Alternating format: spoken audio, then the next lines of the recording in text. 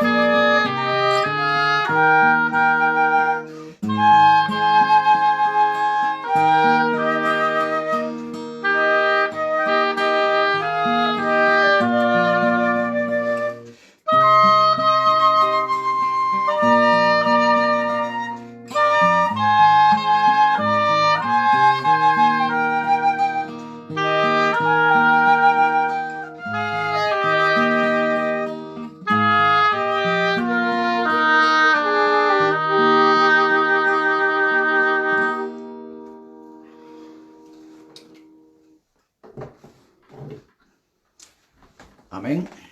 Vamos a inclinar nuestros rostros para elevar una oración al Señor.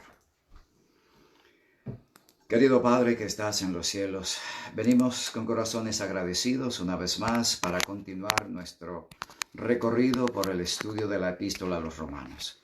Suplicamos que nos des el bautismo y gracia de tu Espíritu. Que seas tú, Señor, quien coordines y dirijas este estudio de modo que nuestras mentes y corazones reciban el pan celestial y no palabra de hombre. Bendícenos pues ahora y a todos aquellos que se unen a este estudio, de modo que tu Espíritu Santo sea derramado rica y abundantemente sobre cada uno de nosotros. Lo pedimos en Cristo Jesús. Amén.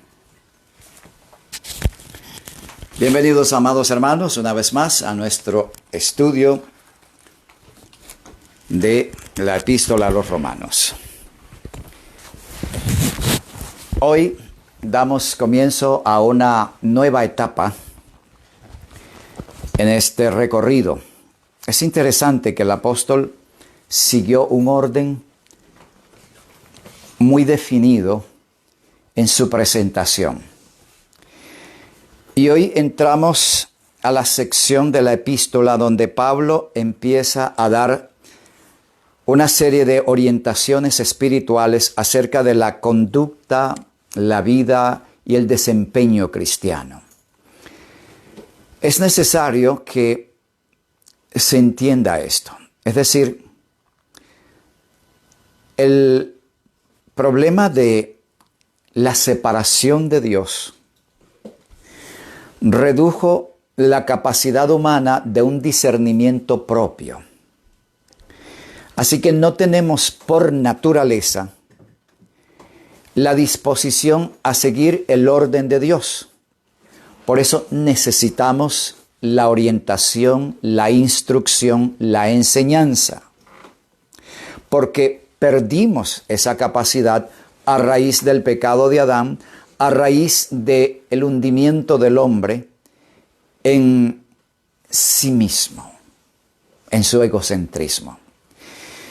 Repito, el apóstol ahora se ocupa en los siguientes capítulos de una serie de orientaciones prácticas, la conducta cristiana, el desempeño cristiano como individuo, como miembro de iglesia, como parte del cuerpo de Cristo. Y eso es lo que vamos a ver ahora. Entramos en el capítulo 12, versículo 1.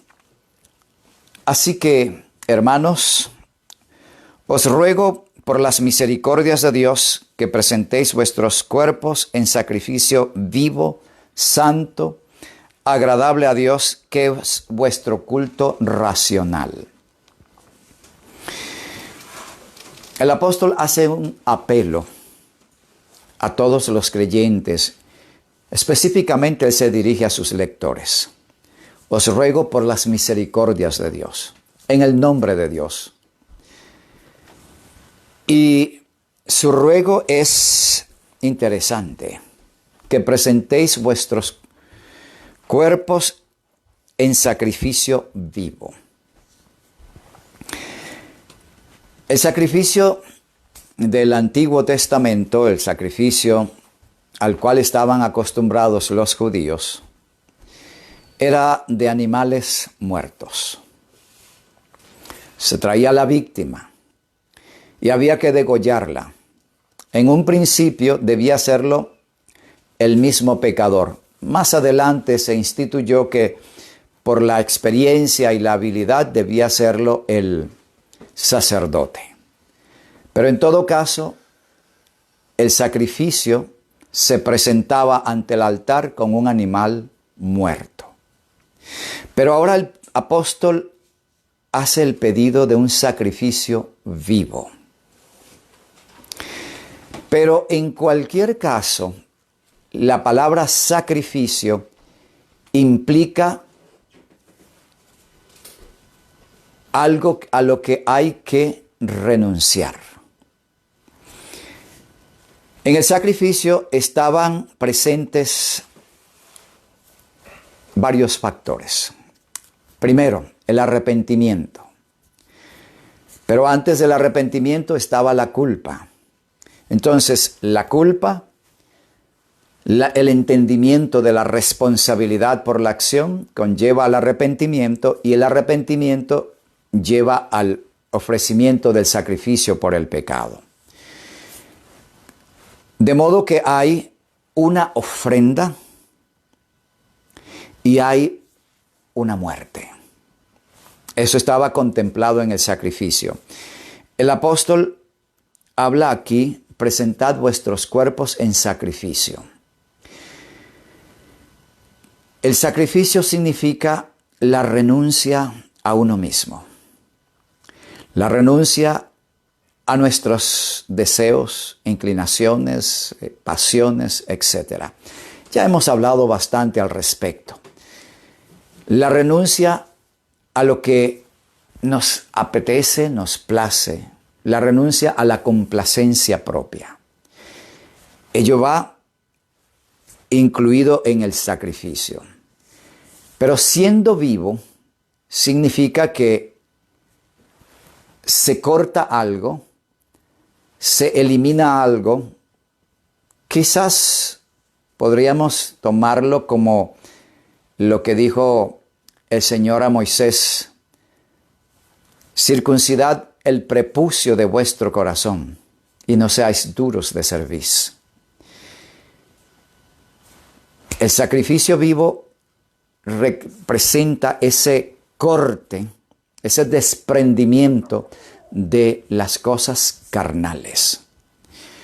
Pero ese desprendimiento, ese corte, es llevado a cabo no por facultad o poder humano. Recuerden bien esto. Nosotros perdimos esa capacidad. Ahora necesitamos el poder sobrenatural de Cristo para que pueda Él obrar en nosotros esa transformación, ese cambio, esa ruptura con lo que nos complace. En primer lugar, seamos objetivos. No queremos realmente desprendernos de aquellos que nos gustan. Eso es lo real. Porque si nos gusta, nos complace, nos apetece, queremos seguir repitiendo eso que nos agrada, que nos complace, que nos gusta. Así que, humanamente, es bien complicado. De hecho, imposible. Lo hemos repetido una y otra vez. Así que solo el poder de Cristo puede obrar en nosotros esa disposición a cortar el prepucio de nuestro corazón. En ese prepucio van incluidos pasiones, apetitos, deseos, gustos, inclinaciones, instintos incluso. Todo eso va incluido en ese prepucio que se corta del corazón. Y allí está el sacrificio vivo. Porque la circuncisión es un corte, no es la muerte. El texto nos continúa diciendo, santo, un sacrificio santo. La palabra santo también se relaciona con consagración. Algo que es santificado es algo que es consagrado. Los vasos del templo eran santos porque eran dedicados exclusivamente al servicio del templo. No podían usarse para ningún otro propósito. El diezmo es santo porque es exclusivamente para el uso sagrado que Dios le ha asignado. La Biblia es santa porque únicamente se usa para propósitos relacionados con Dios, propósitos espirituales. Y tú puedes ser santo cuando tu vida es consagrada, dedicada, entregada total y completamente al servicio de Dios, para la gloria de Dios, para la alabanza de Dios. Un sacrificio santo significa una entrega, de allí la parte de la ofrenda. Una ofrenda que se entrega, una ofrenda que se da, completa, total, absolutamente a Dios. Y aquí empezamos el recorrido por esa serie de recomendaciones que vamos a ver más adelante. Esta es la base. Este es el punto de partida para nuestro desarrollo espiritual. Sin esa circuncisión espiritual, sin ese desprendimiento de nuestro ego, de nuestras pasiones, apetitos, deseos, inclinaciones carnales, no podemos crecer. Porque únicamente cuando nos hemos desprendido de todo eso, por el poder de Cristo, por la gracia de Cristo, por el Espíritu Santo, entonces se pueden desarrollar en nosotros nuevos hábitos, hábitos santificados. El hábito de la oración, el hábito del estudio de la palabra de Dios, el hábito de la dependencia de Dios, el hábito de esperar y confiar solo en Dios, relacionado directamente con la fe. Así, un sacrificio santo conlleva esa entrega, esa dedicación, el ponernos total, completa y absolutamente en las manos de Dios. Un sacrificio agradable a Dios, que es vuestro culto racional. La palabra culto es adoración. Racional es inteligente o espiritual. Un culto inteligente, un culto espiritual, representa una adoración espiritual. Como dijo Jesús a la samaritana, Dios es espíritu y los que le adoran es necesario que le adoren en espíritu y en verdad.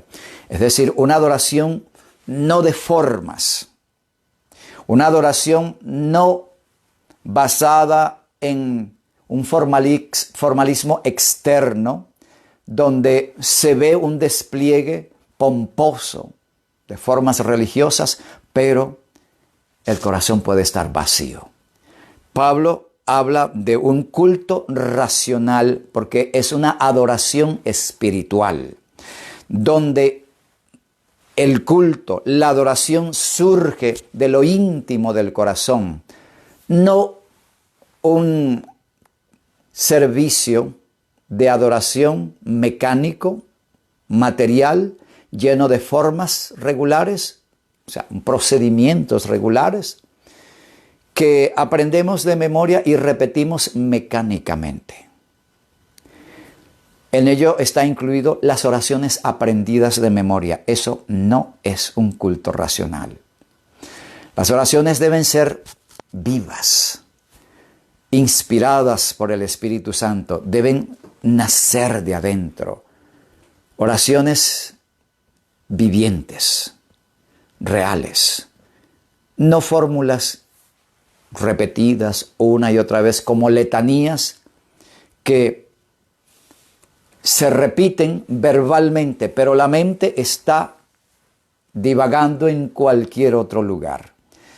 Cuando uno aprende eso, mejor dicho, desarrolla esa fórmula, se convierte en un hábito. Sí, el culto es un hábito, pero es un culto mecánico, una fórmula muerta.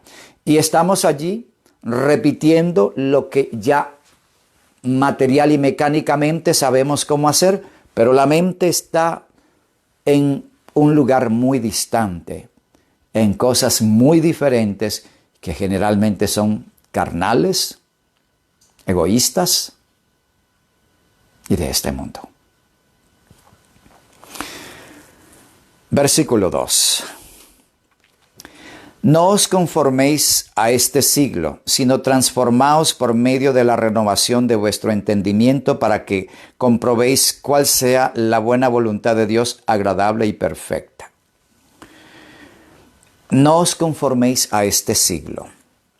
Este siglo se refiere a este tiempo, al tiempo en que se vive, en el sentido de un tiempo donde el hombre se ocupa solo de sí mismo, donde el hombre se dedica solo a sí mismo.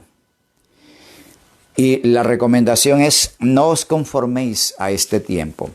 El apóstol Pablo le escribe a Timoteo de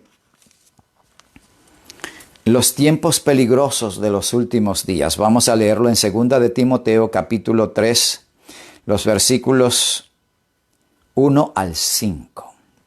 Es impresionante cómo en este tiempo estamos viendo el exacto cumplimiento de esta advertencia dada por el apóstol. Dice: también debes saber esto, que en los postreros días vendrán tiempos peligrosos, porque habrá hombres amadores de sí mismos, egoístas, egocéntricos, avaros, vanagloriosos, soberbios, blasfemos, desobedientes a los padres, ingratos, impíos, sin afecto natural, implacables, calumniadores, intemperantes, crueles, aborrecedores de lo bueno, traidores, impetuosos, infatuados, amadores de los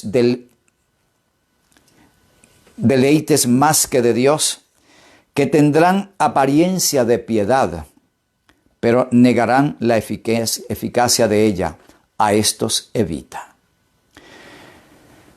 Creo que ustedes estarán de acuerdo conmigo en que esto es lo que prevalece, es lo que se deja ver en los programas de televisión, en todos los selfies que se envían por internet.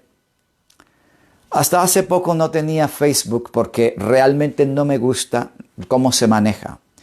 Pero he encontrado que es una herramienta muy útil para compartir la palabra de Dios. Pero en esas páginas sociales, ¿qué es lo que se presenta? El yo, el deseo de exaltación propia, el deseo de mostrarse a sí mismo, el deseo de exhibicionismo. Hoy, más que nunca antes en la historia, el narcisismo está presente. Por eso el apóstol dice: no os conforméis a este siglo. No se identifiquen con las prácticas de este tiempo. No se dejen arrastrar por las formas de este tiempo, las costumbres, el estilo de vida, que realmente es un desastre según lo que hemos visto en 2 de Timoteo. Sino transformaos por medio de la renovación de vuestro entendimiento. Aquí están las recomendaciones de las cuales hablaba al principio del capítulo. El apóstol empieza a decirnos todas estas cosas que son necesarias para el crecimiento espiritual. Pero, insisto, vuelvo sobre el punto, no eres tú. Cuando uno lee superficialmente el texto, uno dice, bueno, aquí dice, no nos conformemos a este siglo. Bueno, yo no me voy a conformar a este siglo, voy a ser distinto. Yo. Luego, transformaos. Tengo que transformarme. Noten bien, yo tengo que transformarme. Cuando lo tomamos de ese ángulo, caemos exactamente en el error de los judíos del cual tanto hablamos en lo pasado. De modo que no estamos exentos de los riesgos en los que cayeron, el problema en que cayeron los judíos en tiempos pasados. Podemos tener una religión tan dependiente de normas, de formas, de cosas externas, como lo eran los judíos. No sería de extrañar que tengamos fariseos entre nosotros. Porque cuando tomamos estas instrucciones, entonces asumo, yo tengo que hacerlo. Y allí comienza nuestro error. Porque no eres tú, es Cristo el que debe obrar esa transformación, ese cambio, esa renovación de tu vida. Veámoslo. Tito 3:5.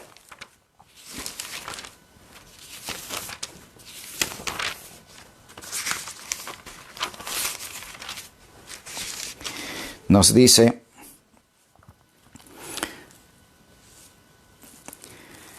nos salvó no por obras de justicia que nosotros hubiéramos hecho, sino por su misericordia, por el lavamiento de la regeneración y por la renovación en el Espíritu Santo. Esta última frase, y por la renovación en el Espíritu Santo, habla del lavamiento de la regeneración y la renovación por el Espíritu de Cristo, hermanos. No es nuestro poder, no es nuestra capacidad, no es nuestra habilidad. Cuidado con ello porque volvemos sobre el punto. Nos hundimos en el terreno en que se hundieron los judíos, dependiendo de formas externas. Yo soy santo, yo ahora estoy separado del mundo. Pero es una apariencia de piedad. Por dentro podemos seguir amándonos a nosotros mismos, sirviéndonos a nosotros mismos, mientras tenemos un formalismo externo. Sí, vamos a la iglesia, damos el diezmo, guardamos el sábado, pero en la iglesia estamos soñando, pensando, quién sabe con cuántas cosas. ¿Han observado ustedes que a veces el culto se torna tan aburrido? Es un culto muerto. Y la persona, me lo han dicho, salen peor que como entraron al culto. Y algunas veces vienen personas que vienen de cultos evangélicos. Dicen, esta iglesia está muerta.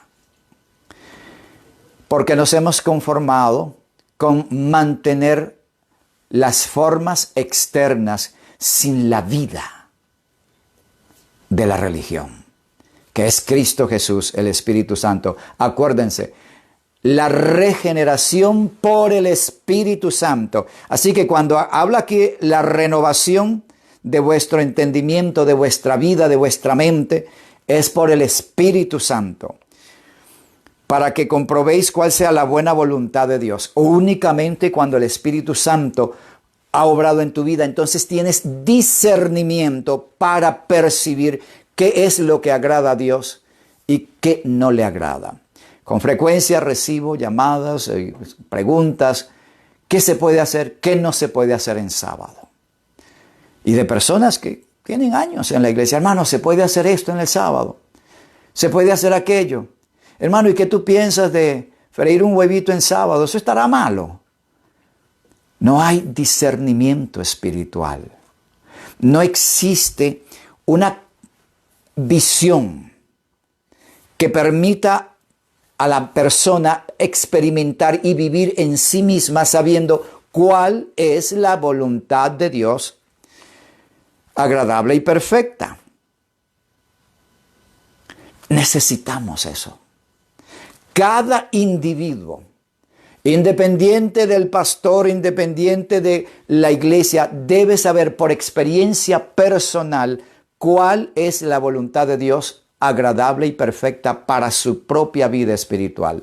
Porque llegará el tiempo cuando los pastores estaremos en la cárcel por testificar de la verdad, cuando los pastores serán pocos porque muchos abandonarán la fe, y cuando los pocos que quedan estarán en lugares muy distintos, distantes y apartados, sino prisioneros. Durante la ley dominical, esta va a ser la experiencia de los líderes espirituales que se enfrenten a la bestia y su imagen. Es en ese tiempo cuando el creyente debe vivir dependiendo solo de Cristo. Y si nunca lo tuvo, si nunca lo vivió, se siente perdido, desorientado, sin saber qué hacer ni dónde ir.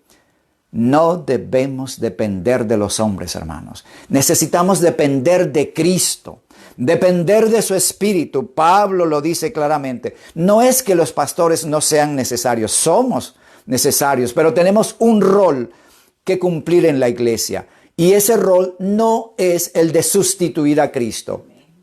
El rol del pastor no es el de ocupar el lugar del Espíritu Santo en la iglesia como el que debe decir qué se puede y qué no se puede hacer. No, hermanos. Aclaremos esto bien hoy. El rol del pastor es ministrar.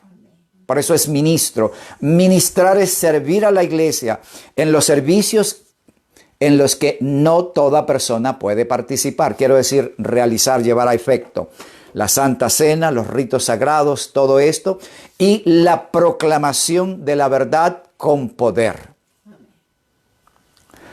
Pero nunca debe dependerse ciegamente. Lamentablemente eso ha ocurrido. Se ve a la figura del pastor casi como Dios. Es un gravísimo error. Debemos apartar eso. Repito, no es que ahora se va a ver el pastor, bueno, los pastores no sirven, no los necesitamos. Cuidado con eso. Sencillamente coloquemos las cosas en su debido lugar. Cada uno tiene un rol que desempeñar, pero tu experiencia personal debe llevarte al punto de conocer por experiencia propia cuál es la voluntad de Dios agradable y perfecta. Versículo 3. Digo pues, por la gracia que me es dada, a cada cual que está entre vosotros, que no tenga más alto concepto de sí que el que debe tener, sino que piense de sí con cordura conforme a la medida de fe que Dios repartió a cada uno. Muy interesante. Cuando se adquiere conocimiento, experiencia y madurez, tenemos la tendencia, que es el otro problema, a sentirnos seguros de nosotros mismos y a considerarnos capaces, autosuficientes. Es un delicado balance que solo con el poder de Cristo se puede obtener. Por un lado, no dependemos de hombres, ni nos fijamos en hombres, sino dependemos de Cristo, confiamos en Cristo y esperamos en Cristo, sabiendo por experiencia propia cuál es la voluntad de Dios agradable y perfecta. Pero al mismo tiempo, somos humildes, sencillos, libres de arrogancia, de engreimiento, de soberbia, creyéndonos mejores, más santos, superiores a los demás. Generalmente esta actitud se manifiesta cuando la religión es una religión de formas externas. Cuando la religión se convierte en un conjunto de normas que a fuerza de repetición me las aprendo de memoria y este es el curso a seguir. Y entonces como me lo sé de memoria, conozco exactamente todo el procedimiento y conozco la letra, etcétera. Hay el sentimiento de superioridad, el sentimiento de ser mejor que los demás, porque tengo el conocimiento y la experiencia y poseo todos los elementos prácticos de esa religión, y los otros, como no lo tienen igual que yo, entonces están por debajo de mí. Cuidado con eso. Repito, esto se da en las religiones formalistas, en religiones que tienen un conjunto de normas que se siguen estrictamente, y entonces se mide a cada persona según ese patrón. Porque es una religión, como dije, formalista. Y esas normas, esas formas, se convierten en una regla que se aplica rigurosamente a cada persona. Y es allí donde el que reúne todas esas cualidades, requisitos, normativas, se siente mejor, superior a los demás. El apóstol sabe que hay normas que seguir, pero nada de eso debe hacernos sentir mejores, superiores y más que los demás. Mientras más espiritual es el hombre, mientras más sabio es el hombre, es más humilde, más sencillo, menos dado a la condenación, menos dado al señalamiento, menos dado a la crítica. Y es una persona que uno no piensa que tiene tal conocimiento, tal experiencia, tal madurez. Y cuando se trata con ello, ¡wow! Sabe mucho más de lo que yo pensaba y no lo aparentaba. Es agradable descubrir eso. Así que, cuidado con la arrogancia, el orgullo, la vanidad, el engreimiento, el creerse mejor que los demás. Bien, versículo 4. Porque de la manera que en un cuerpo tenemos muchos miembros, pero no todos los miembros tienen la misma función. Ahora el apóstol va a utilizar la analogía de un cuerpo con todas sus partes, un cuerpo con cabeza, brazos, manos, ojos, oídos, pies, etc. Y hace esa analogía con la iglesia y todos sus miembros. Cada miembro de iglesia tiene una función, tiene un rol que cumplir. Por eso decía, el ministro tiene su función. La organización de la iglesia ha sido establecida para que cada talento, cada miembro desempeñe sus funciones de manera ordenada, eficiente y productiva para la gloria de Dios. Pero ninguna de estas funciones, ninguno de estos cargos o responsabilidades debería llevar a la persona a ensoberbecerse porque es mejor, mayor o tiene un cargo más alto. Lamentablemente eso puede ocurrir. De allí la advertencia. Bien, el versículo 4 nos habla de los miembros. Un cuerpo con muchos miembros. En la iglesia tenemos una estructura organizativa donde los que son parte de esta grey ocupan responsabilidades. Un anciano de iglesia o director de iglesia, secretario, tesorero, los diáconos, los directores de escuela sabática, de sociedad de jóvenes, de obra misionera. Cada uno asume una responsabilidad, una función que debe desempeñar cabal y fielmente, pero bajo la dirección de Cristo, bajo la guía del Espíritu Santo, con la sencillez del niño que no sabe, pero depende de un padre que todo lo sabe y pide sabiduría, pide orientación, pide instrucción y desempeña lo mejor de sí, pero para gloria de Dios, no para enaltecimiento propio o para darse ínfulas. Yo soy tal cosa. Cuidado con eso. Por ello, presentad vuestros cuerpos en sacrificio vivo, santo, es decir, consagrado, dedicado a Dios, que es vuestro culto racional.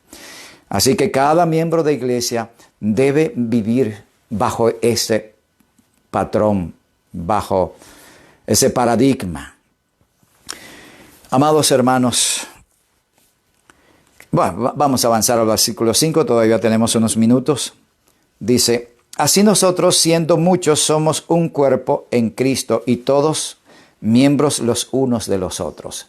Así que nos necesitamos unos a otros. Vamos a completarnos unos con otros. De inmediato el apóstol va a enumerar diferentes responsabilidades, talentos y funciones que se desempeñan. Y cada uno es como una célula del cuerpo. Es asombroso cómo cada célula trabaja unida a las demás para el desempeño cabal de no solo de su función, sino el sostén del cuerpo, cada célula.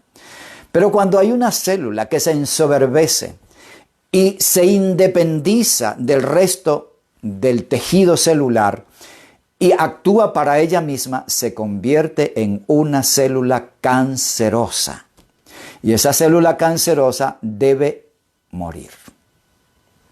Cuando esa célula asume esa actitud, el cuerpo la detecta, no está siguiendo el patrón diseñado para que funcione bien este tejido, y entonces los cuerpos de defensa del cuerpo la consumen y es destruida. Y si no es destruida, se convierte en un tejido maligno que mata todo el cuerpo. Nosotros somos células dentro de un organismo global, la Iglesia de Cristo en toda la tierra. Y como esas células hemos de desempeñar la parte que nos corresponde, sin tomarnos el crédito para nosotros, ni ser dependientes ciegos de lo que diga un hombre. He aquí el balance, he aquí el equilibrio perfecto.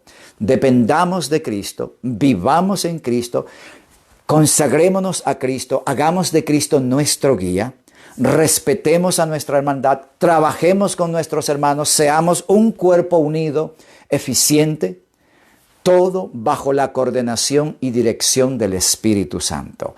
Entonces la iglesia será un cuerpo santo, un cuerpo glorioso, luz para el mundo.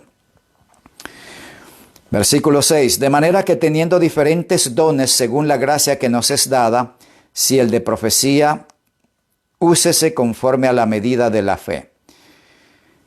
Y de aquí en adelante el apóstol va a enumerar todos los dones, todos los talentos, todos los privilegios que él mismo ha dado para que su cuerpo, la iglesia, pueda crecer, desempeñarse de forma eficiente, gloriosa, efectiva. Así que, teniendo diferentes dones, cada uno posee un don particular, hermanos. No hay nadie que no haya recibido algún talento. La persona que parece más sencilla, de pronto es la persona que tiene el talento más rico. Hay el extrovertido que le gusta expresarse y que le gusta estar al frente. Muy bien, son dones. La persona sabe expresarse con fluidez, tiene una verborrea que asombra a los demás. Muy bien, esta persona se puede expresar bien en público, lo hace muy bien. Puede desempeñar ese cargo para la gloria de Dios, bajo la inspiración del Espíritu Santo, sin arrogancia. Y el que es tímido, callado, puede desempeñar otras funciones tan necesarias, tan importantes como las de pararse al frente y presentar un sermón o dar cualquier charla. Quiera el Señor ayudarnos para entender esto. Vuelvo a la raíz del punto. Pablo comienza de nuevo con la lógica, la base, el sustento que soporta el edificio espiritual de la iglesia. Comienza con esto: presentad vuestros cuerpos en sacrificio vivo, santo al Señor. Cada miembro de iglesia que presenta su vida como un sacrificio santo, agradable, perfecto para Dios, como un servicio de adoración a Dios pleno, sincero, total, establece un fundamento que lo eleva, que lo hace crecer. Y si toda la iglesia hace esto, tenemos una iglesia poderosa, una iglesia que hace temblar a Satanás, una iglesia que es luz en medio de las tinieblas, una iglesia que las almas que no conocen el mensaje van a sentir el impacto de una iglesia santa, una iglesia gloriosa, una iglesia donde al llegar se siente la presencia de ángeles, porque todos han presentado sus almas, sus cuerpos en sacrificio santo, agradable a Dios. Todos han cortado sus vínculos con el mundo, han sido transformados por la renovación del Espíritu Santo y todos viven ese espíritu de humildad porque Cristo obra en ellos el querer y el hacer su voluntad, porque Cristo es el móvil de sus vidas, es su fuente de inspiración, el agente que los guía, los conduce y los eleva. Quiera el Señor bendecirnos para tener esa espiritualidad, para tener esa experiencia. Amén. Vamos a elevar nuestros corazones a Dios en oración. Querido Padre que estás en los cielos, te damos gracias porque a través de tu palabra nos permites ver el elevado ideal que tú tienes para tu pueblo. Te suplicamos que cada uno pueda entender lo que individualmente es nuestra parte hacer para ocupar el rol que tú nos asignes en la iglesia, como instrumentos santos, como canales por los cuales tú puedas manifestarte, como personas santificadas que han presentado sus vidas en sacrificio vivo a ti y que dependen de ti, viven por ti y a los cuales tú usas para la gloria de tu nombre. Bendice a cada uno de los que esta noche se han conectado, bendice sus vidas espirituales, bendice sus familias, bendícenos en el estudio de estos capítulos y danos tu Espíritu Santo en rica abundancia, te lo pedimos en el nombre santo de Cristo Jesús. Amén. Que el Señor os bendiga, amados hermanos. Mañana continuamos con el estudio de estos temas. Amén.